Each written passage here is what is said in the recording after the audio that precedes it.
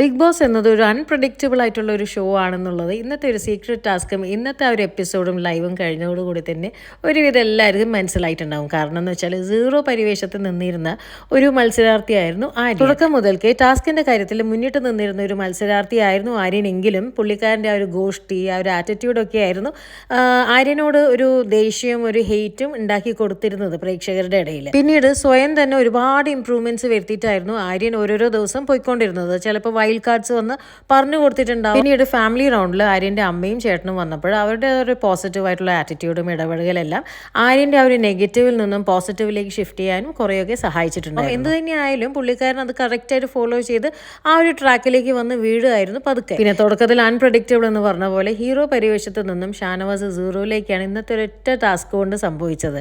കാരണം ഷാനവാസിൻ്റെ ഒരു പ്രശ്നം എന്ന് വെച്ചാൽ ഇനി തെറ്റ് ചെയ്തിട്ടുണ്ടെങ്കിലും പുള്ളിക്കാരനോട് ഡിഫെൻഡ് ചെയ്തുകൊണ്ടിരിക്കും. അതുകൊണ്ട് മനസ്സിലാക്കില്ല, തിരുത്താനും ശ്രമിക്കില്ല. ഇപ്പം കഴിഞ്ഞ ആഴ്ച തന്നെ ലാലേട്ടൻ ഷാനവാസിൻ്റെ ഒരു കാര്യം ചൂണ്ടിക്കാണിച്ചു കൊടുക്കുകയാണ്.